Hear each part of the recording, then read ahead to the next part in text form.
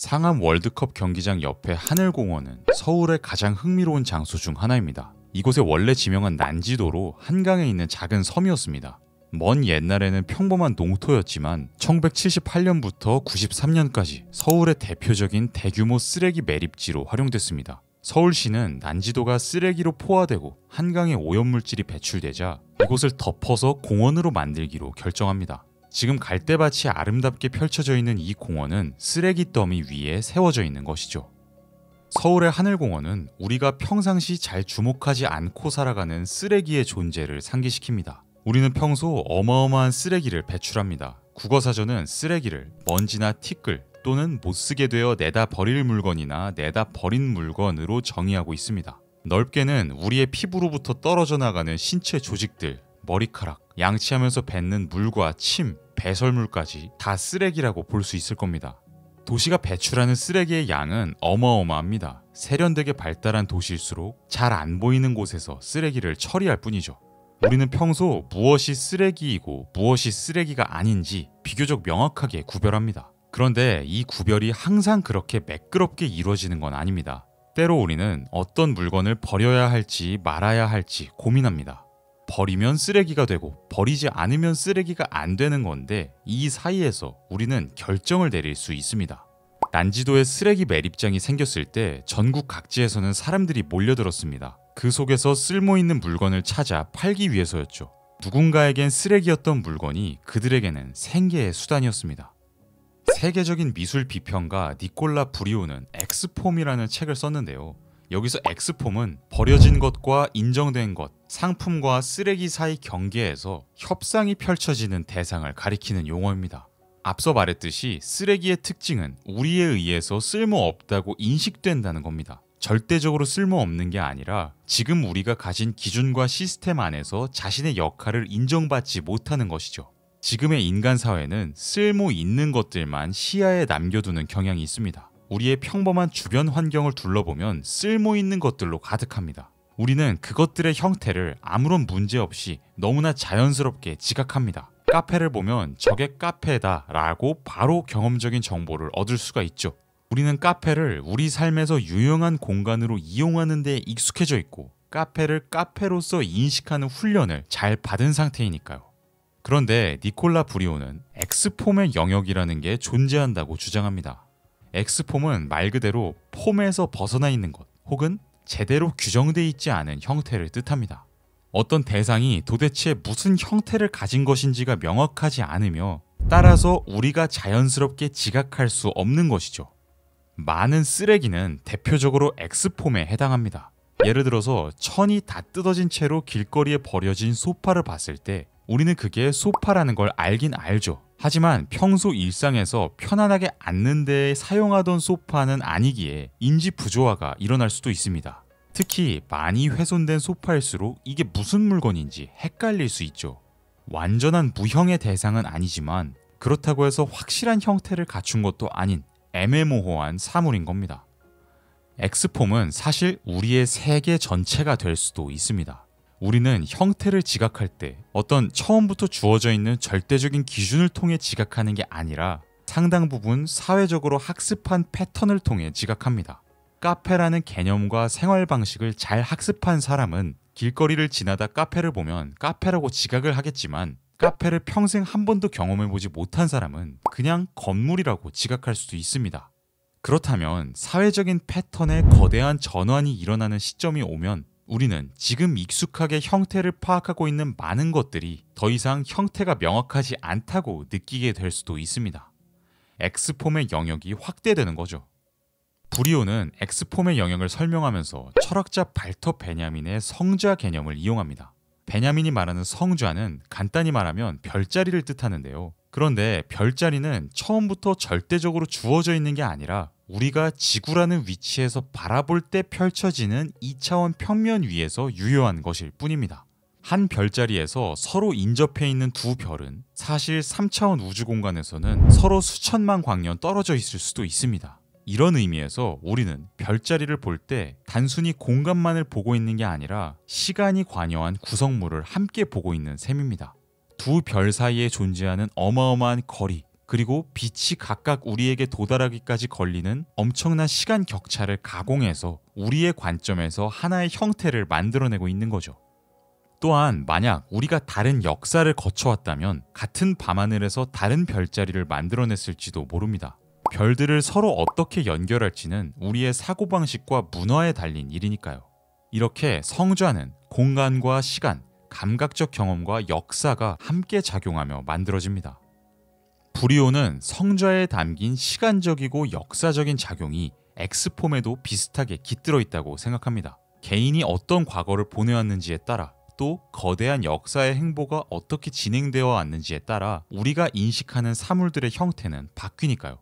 불이오는 바로 이러한 변화의 과정, 미결정적인 X폼의 영역을 적극적으로 탐구하는 게 동시대 예술의 주요 경향이라고 주장합니다. 즉, 많은 동시대 예술가들은 미결정적인 쓰레기 더미를 뒤지는 사람들입니다.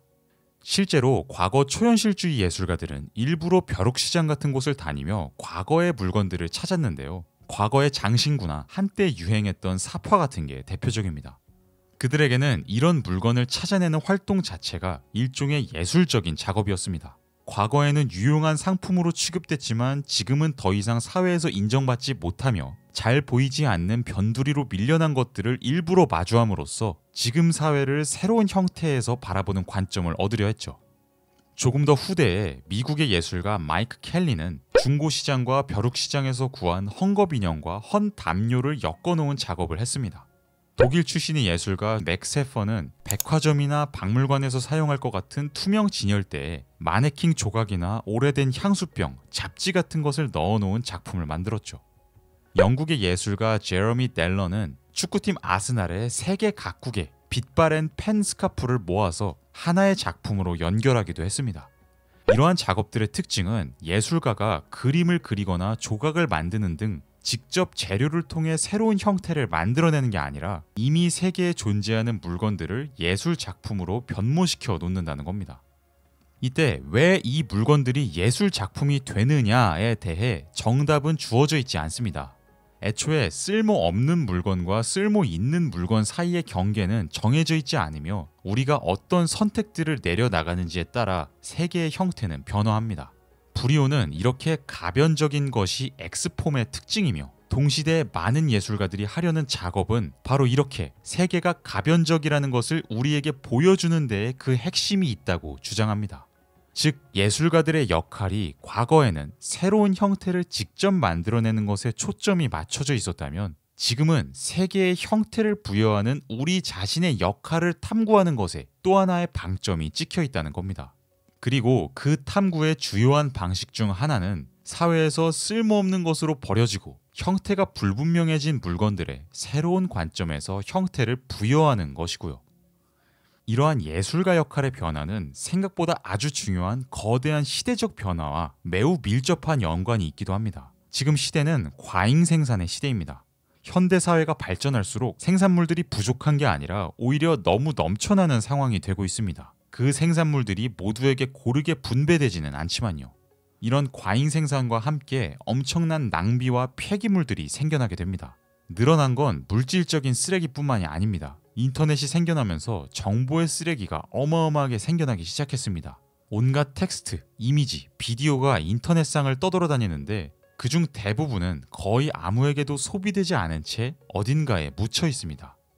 이 점을 생각해보면 과연 예술가가 굳이 또 하나의 작품을 만들어낼 필요가 있는가 하는 근본적인 의문이 생깁니다. 이미 세상에 넘쳐나는 게 예술작품인데 나의 작품을 하나 더 보탠다고 해서 뭐가 달라질까요? 또한 이를 반대로 뒤집어서 생각해보면 내가 굳이 새로운 걸 생산하지 않아도 이미 세상에는 생산물들이 어마어마하게 많으며 그중 괜찮은 것들을 잘 발굴해내기만 해도 나는 엄청난 생산적인 일을 하는 게 아닐까요? 그리고 여기서 괜찮은 것이라는 게 과연 무엇인가 하는 근본적인 의문을 던져볼 수도 있죠. 내가 나의 발굴 행위를 통해 새로운 기준점을 마련하고 내가 찾은 대상이 괜찮은 것, 주목할 만한 것이라고 의미를 주장할 수도 있습니다. 과잉 생산의 시대에는 물건을 만드는 사람들만큼이나 이런 연결점을 만들어내는 사람들, 맥락을 부여하는 사람들의 역할이 중요해졌습니다. 우리는 이미 문화적으로 이런 현상을 익숙하게 경험하고 있습니다. 요즘은 음악을 창조하는 사람들보다 오히려 기존의 음악을 잘 연결하는 DJ들이나 플레이리스트 제작자들의 역할이 중요해지고 있습니다. 심지어 음악을 만드는 사람들도 기존에 있는 여러 음악 장르 사이를 연결하는 작곡법을 많이 사용합니다. 영화나 드라마 시장에서는 리뷰 영상 제작자들의 영향력이 커졌습니다. 여러 작품들 사이에 맥락을 만들어내고 소비자와 연결하는 작업이 대두되는 거죠. 미술 영역에서는 큐레이터의 역할이 중요해졌고 상업에서는 바이어의 역할이 커졌습니다. 플랫폼 기업이 어마어마하게 성장한 것도 이런 연결점을 만들어내는 것의 중요성을 반영한다고 볼 수 있습니다. 영상을 만드는 사람들은 저 같은 유튜버들입니다. 그런데 유튜브는 강력한 알고리즘을 통해 영상들을 적합한 시청자들과 짝지어주는 역할을 하죠. 그냥 놔둔다면 거의 아무에게도 소비되지 않고 쓰레기 혹은 낭비가 될 만한 지식이나 재능, 에너지를 이 세계 속에서 다른 지점들과 연결해 줌으로써 역할을 부여해 주는 겁니다. 브리오는 바로 이러한 시대적인 맥락 때문에 동시대 예술에서는 그물망이나 거미줄의 형태를 아주 흔하게 볼 수 있다고 주장합니다. 이 시대는 연결의 시대이기 때문에 이러한 시대적 감각을 예술가들은 시각적으로 표현하려고 한다는 거죠.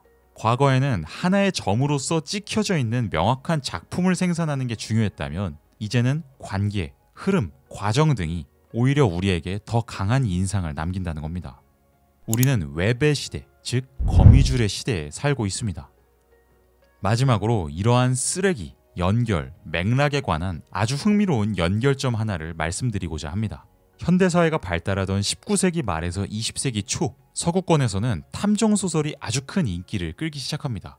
우리가 잘 아는 셜록 홈즈를 쓴 아서 코난 도일이 활동한 때도 바로 이 시기였죠. 탐정소설의 특징은 이미 주어져 있는 세계 안의 사소한 흔적들 안에서 의미심장한 지점들을 발견하고 연결해 증거로 발전시켜 나간다는 겁니다. 남들은 그냥 지나치면서 미처 그 형태를 보지 못하는 것들 안에서 유능한 탐정들은 중요한 형태들을 발견해냅니다. 그리고 이런 작업을 하기 위해 탐정들은 남들이 잘 가지 않는 곳에 갑니다. 뒷골목을 조사하고 연극 무대 뒤에 잠입하며 하수구를 들여다봅니다. 그리고 남들이 버린 물건이나 더러운 쓰레기통 안에서 단서를 찾아내죠. 어쩌면 현대의 문턱에 있었던 독자들이 이런 탐정 이야기에 열광했던 건 그 후 X폼의 영역을 탐구하는 현대 예술가들의 작업, 그리고 세상 속에 여러 연결관계를 만들어내는 현대적인 직업들의 탄생을 예고한 것이었을지도 모릅니다. 네, 저는 지금 한 나무 의자 위에 앉아 있습니다. 이 의자는 10년 후 어디에 있을까요? 이미 이 세상에는 물건들이 참 많습니다. 이론적으로 존재하는 모든 것들은 우리에게 유용하거나 의미 있는 것일 수 있습니다. 어떤 연결관계 안에 위치하느냐에 따라서 말이죠. 우리는 새로운 것을 창조해야 한다는 이야기를 많이 들으며 살아갑니다. 하지만 그런 목표를 품고 살아가면서 정작 이미 존재하는 것들의 가능성을 놓치고 있는 건 아닐까요? 어쩌면 우리는 그 분해되어가는 가능성을 발견하기 위해 오늘 하루 쓰레기통을 뒤져야 하는 걸지도 모릅니다. 당신의 쓰레기통에는 무엇이 들어있나요?